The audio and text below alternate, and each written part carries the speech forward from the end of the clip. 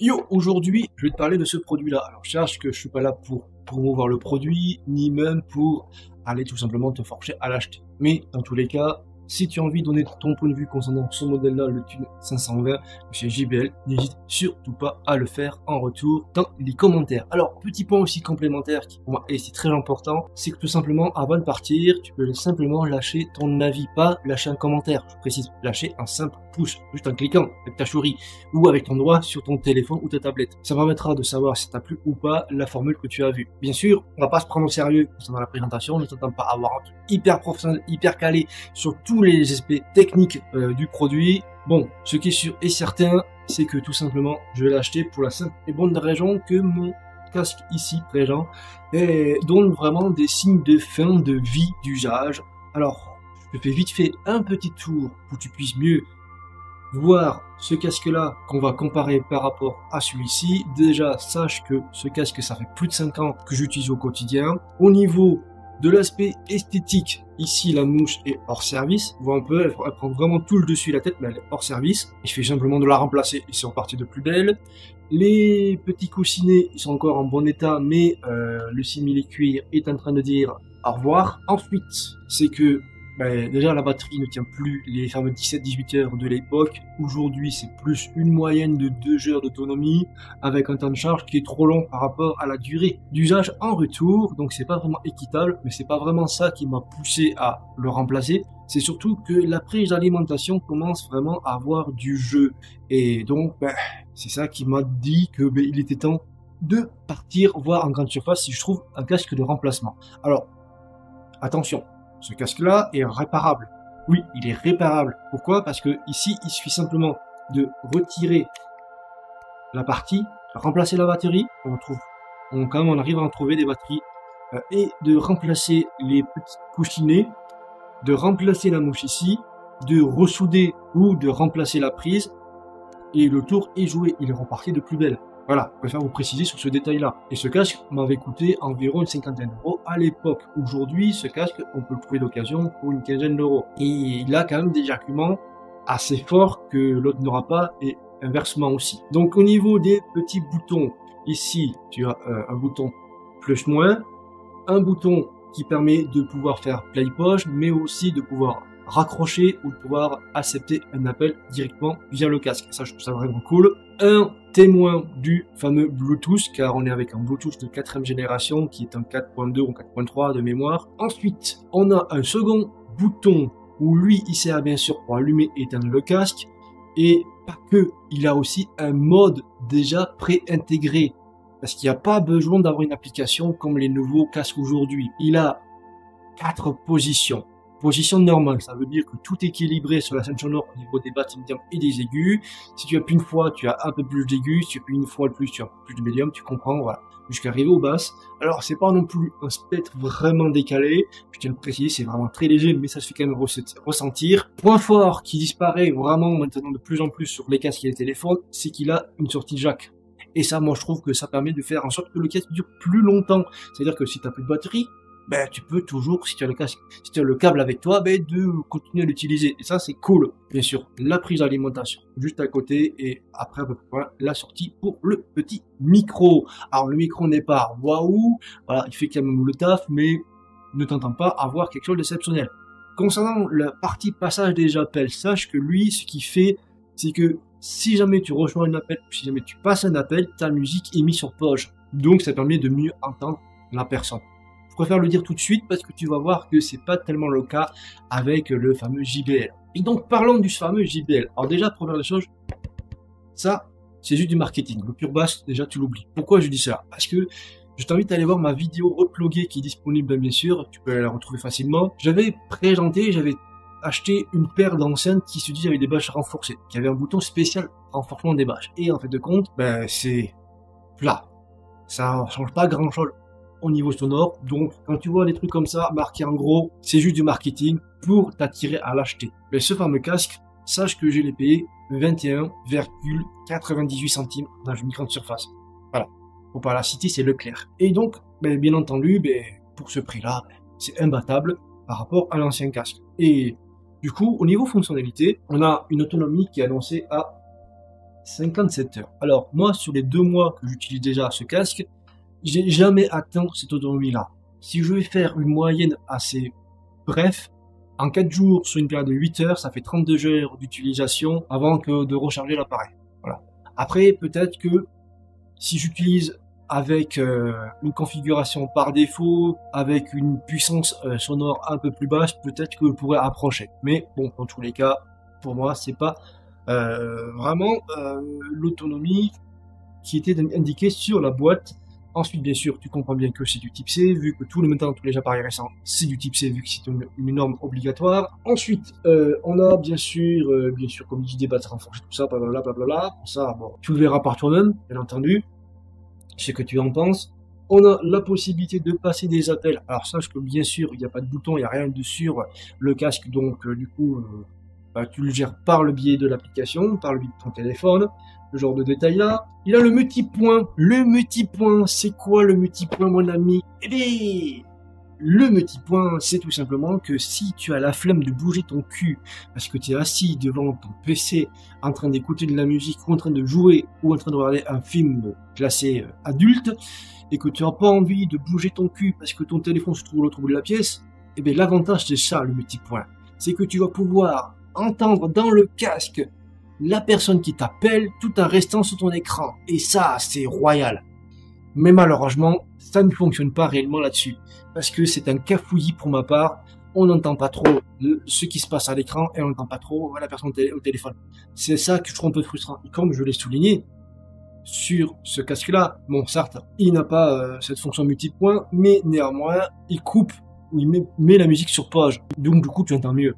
Ce casque, ici présent, ce gros casque que j'avais déjà présenté, qui a beaucoup d'heures au compteur lui aussi, il fait le multipoint. Et le multipoint, il marche très bien sur ce produit-là. Après, c'est pas le même prix. 20 balles ici, 100 balles ici. Celui-ci, qu'est-ce qu'il fait? C'est que tout simplement, il va isoler nos parleurs. En fait, il va couper la musique ou le jeu en fait qui passe par l'haut-parleur pour consacrer uniquement la partie de l'appel qui est en train d'être effectué. Voilà. Donc du coup, tu arrives à faire mieux la différence. Je trouve que ça c'est bien, cette fonctionnalité-là. Après, chacun aime ou n'aime pas ce genre de fonctionnalité, mais moi je trouve que c'est mieux d'avoir ça que d'avoir un cafouillis sur les deux paires d'haut-parleurs. Quoi dire de plus? Le Bluetooth, bien sûr, c'est une 5e génération, c'est un 5.3, je crois, de mémoire. Si je me trompe, n'hésitez pas à me corriger dans les commentaires. Ensuite, on a un câble qui nous est inclus. Voilà la longueur du câble. Vraiment, tu peux le voir par rapport à la taille de ma main. Ouais. C'est vraiment très petit et ce qui me frustre pour ma part, vu que on est en génération type C, c'est que oui, on a bien le type C d'un côté, mais on a aussi du USB. Je sais pas si c'est du 2 ou du 3 qui se trouve ici. J'en sais rien, c'est pas vraiment noté. Ce que j'aurais aimé, c'est qu'on ait un adaptateur qui est inclus pour faire convertir celui-ci en type C. Pourquoi je dis cela? Parce que vu que notre téléphone est un type C, ça ferait que on pourrait recharger le casque directement. Pourquoi je dis cela? Parce que je vais te montrer plus en détail les fonctionnalités. C'est que ce casque-là, au niveau fonctionnalité, tu as un gros bouton. Tu vois, le gros bouton.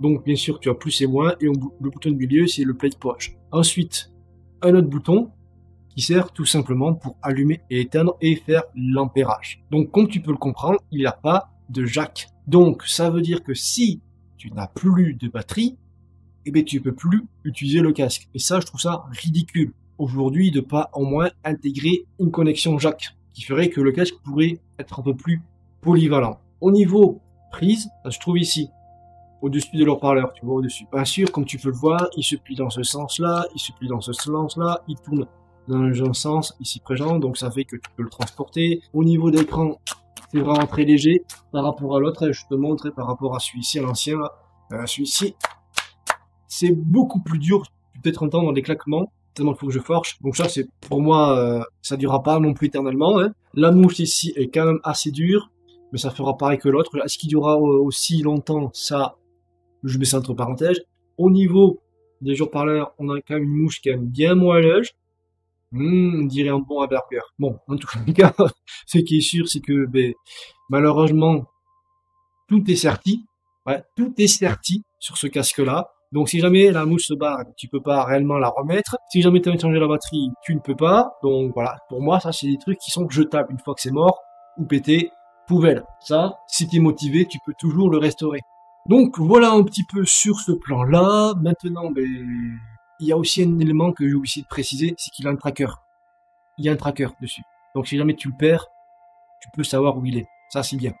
Alors parlons de l'application JBL. Alors déjà, sache que si ton casque n'est pas allumé, tu ne pourras pas accéder, tu vois. Si je clique dessus, tu as un message comme quoi il demande que tu te connectes à ton casque, tu vois, tu allumes ton casque. Donc ça, je trouve ça un peu dommage que tu peux pas au moins aller sur l'application et si tu as envie de faire des petits réglages ou voir un petit truc technique, tu peux pas le faire. Par contre, si je parle par rapport à ce gros bébé là, lui aussi il a une application et l'application, on peut quand même accéder, tu vois. Tu peux quand même accéder aux informations de l'application et tu peux, si tu le veux, par exemple, si je vais dans tout voir, tu peux voir les différents points de connexion directement.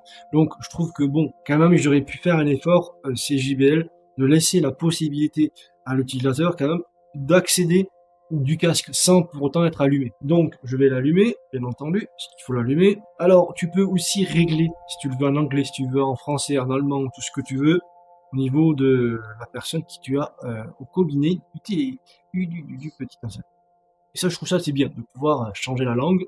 Alors, est-ce qu'il va se connecter automatiquement? Voilà, il est connecté. Donc, je vous montre un peu plus cela en détail. Alors, une fois que tu auras allumé le casque et qu'il est bien reconnu par l'application, tu vas avoir en premier lieu la partie où tu vas pouvoir créer ta courbe. Alors, soit tu la fais manuellement, soit tu choisis les modes prédéfinis. Alors, bien entendu, tu as la fameuse super basse. Alors sache que oui, ça tape un peu plus fort, mais ça étouffe le aigu et le médium il est aussi un peu impacté. Bon après, est-ce que t'aimes que avoir que du grave?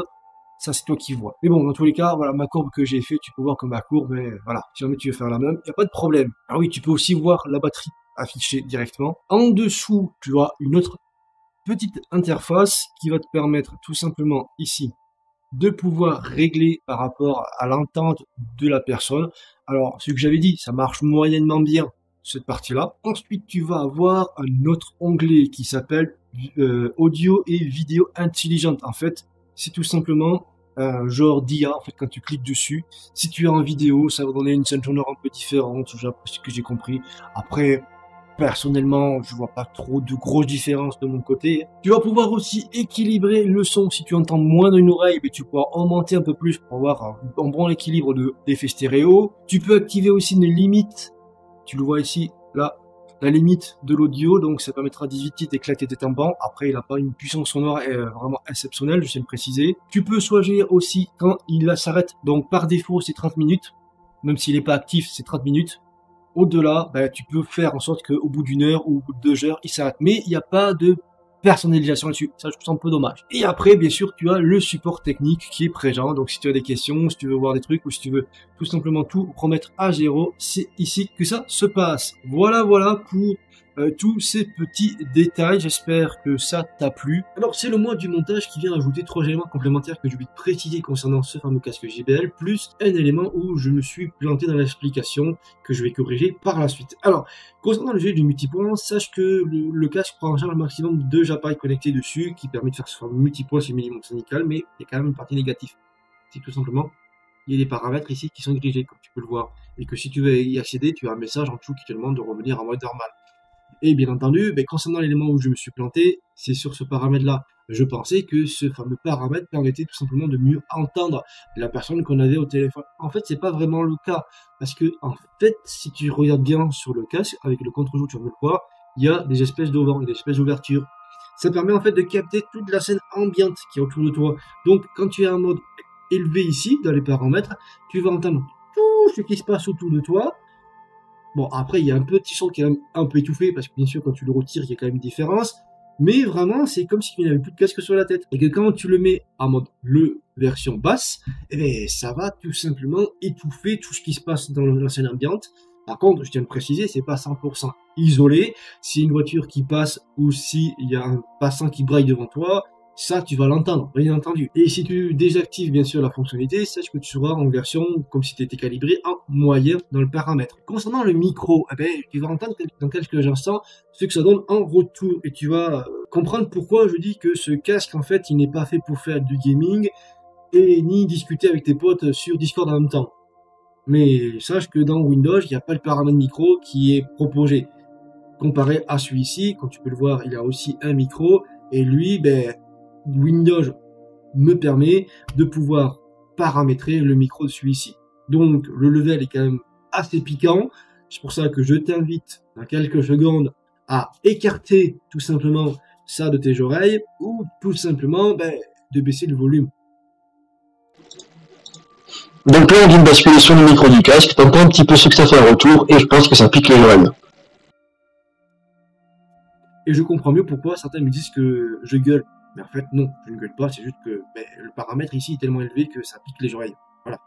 Bon, ben on reprend la suite. Et que si jamais tu as des questions, tu peux en faire part. Soit je répondrai directement, soit ben, les personnes qui sont un peu plus dans le milieu de l'audio te donnera une réponse en retour. Mais dans tous les cas, pour moi, ce casque, je peux le valider. Les seuls petits...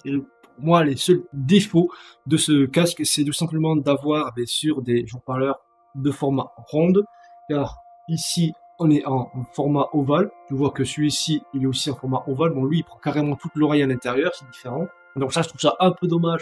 Voilà, cette forme un peu rikiki. Le fait qu'il n'y a pas une sortie jack qui permettrait au moins de pouvoir assurer si jamais voilà il n'y a plus d'autonomie, ou d'avoir la possibilité, ça je mets un plus, de pouvoir avoir le fameux type C sur type C et de faire en sorte d'avoir une assez longueur pour pouvoir continuer à écouter tes musiques via ton téléphone en passant par du filaire directement. Donc ça peut être aussi une option.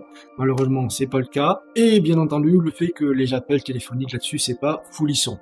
Voilà, pour moi c'est les points négatifs, sinon ben, le reste je valide sans aucun problème. Maintenant à toi de jouer dans les commentaires, et d'ici là on se retrouve pour une prochaine aventure. Bye bye toi et reste curieux.